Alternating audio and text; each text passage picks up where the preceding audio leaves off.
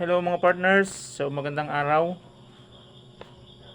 Ngayon naman po pag-usapan po natin WPS pa rin po, no? Sa ating mga Android phone. Ang pag-usapan po natin ay paano po ba yung mga settings under ng Home tab.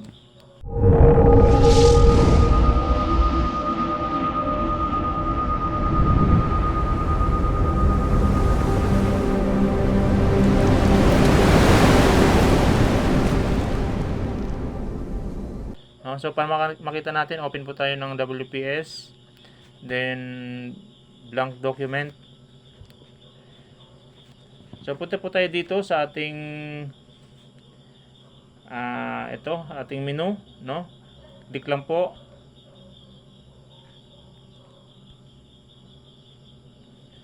Then ito po makikita natin yung Home tab. Yan po, no? Home tab. Sa baba po niyan, ito po yung mga pwede po natin i-set up, no? So, yan po yung pag-aaralan natin.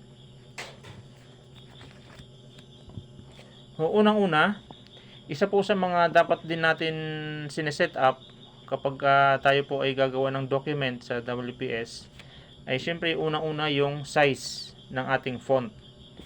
So, ito po kung makikita nyo, yan, font size. So, i-click lang po yan. Makikita nyo kung anong mga sizes ang available dyan. So, usually, ang laging ginagamit natin ay yung 11 or 12. So, pag mga 14, medyo malaki na siya. So, at ang pinaka-default niya dyan ay 11. So, assist na natin dyan sa 11. Then, next po natin, itong may word na Calibri. Ito po yung mga font style. So, kung ano po yung available na font style dito sa inyong cellphone, no? Yan po yung pwede nyo magamit. Pero kung may nakikita ko dyan na parang ito parang may cloud, no? So, ibig sabihin, pwede siyang ma-download. So, depende po kung ano pong available dyan na free na font styles, pwede po natin gamitin yan. Nagagaya po niyan, no? Mga Android Black, Carius Gothic, Coming Soon. So, yan, mga pwede po natin gamitin yan. Depende po sa gusto nyong klase ng font. Kung yun naman po ay i-transfer nyo pa sa computer or sa laptop, doon mas makakapili kayo ng maraming font. Ang importante lang po, na-set up na natin ng maayos yung ating mga text para hindi na po siya magulo pag transfer natin siya sa ating laptop or sa ating computer. Okay? So, tapos na po tayo dyan sa font style. Dito po sa B, kung makikita nyo po, no? Itong B, naka-bold po, no? Ang ating mga text ay, pag click po natin dyan, magiging bold po yung ating text. Yung I, ano po siya, naka-italic, no? Italicize. Medyo naka-slant siya. Kapag click po natin to, yung may U, may underline. So, magkakaroon po ng underline yung ating word, no? Word man yan or sentence, no? Then, itong S, strike through. Magkakaroon siya ng guhit sa gitna ng mga letters or words, no? Yan. Yan po ang ibig sabihin yun. Then, next po ay itong mga colors, no? Text color. So, kung ang magta-type tayo ng ano, no? Kunyari, pangalan ko. Then, okay, balik tayo sa text color, no? Ang pag-highlight niyan, i-click lang po. Then, select all para ma-select yung lahat ng word. Then, balik tayo dito sa ating text color. Pwede po natin pinutin, gusto nating red. Maging red. Okay, red na po siya. Maging yellow, maging green, maging blue, no? So, yan. Ang una po, yung text color, yun po yung magiging color ng ating text. Ito naman pong highlight, yun naman po yung magiging parang background niya, no? So, once na click natin kunwari itong neon green, so magkaroon siya ng background. Blue or violet or red. So, ito yung pinaka-background. Yung sa taas, text color, then highlight yung pangalawa. So, kung gusto mong may background din ang iyong text, lalagyan mo nito. Pero kung hindi, ito po ang pipindutin yung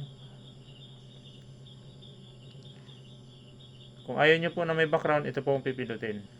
Okay?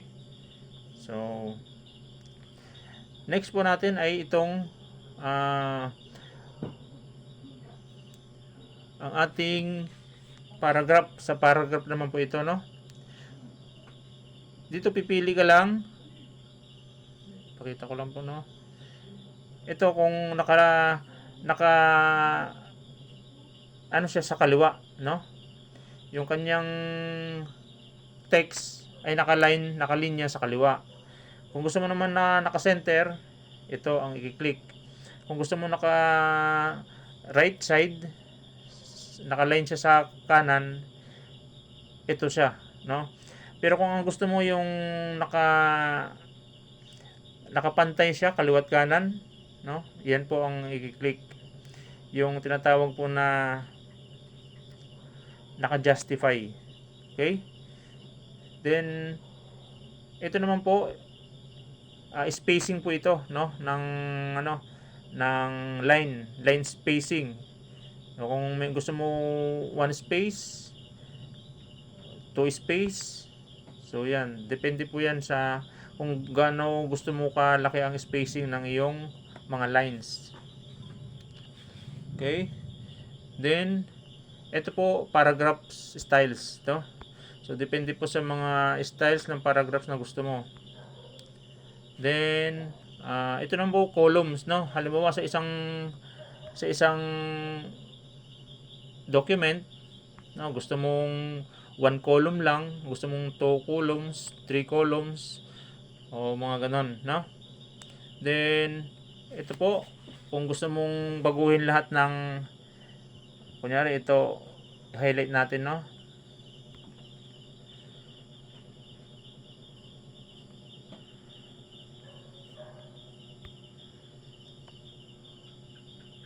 Select all, highlight natin, tapos all small caps, all caps. So ayan, makikita natin yung pagkakaiba. So yan yung mga settings ng ating font. Lahat po yan, font size, font styles, font color, alignment, indentation, spacing. So yan po lahat ang settings under the home tab. Okay? So thank you very much. See you on the next video.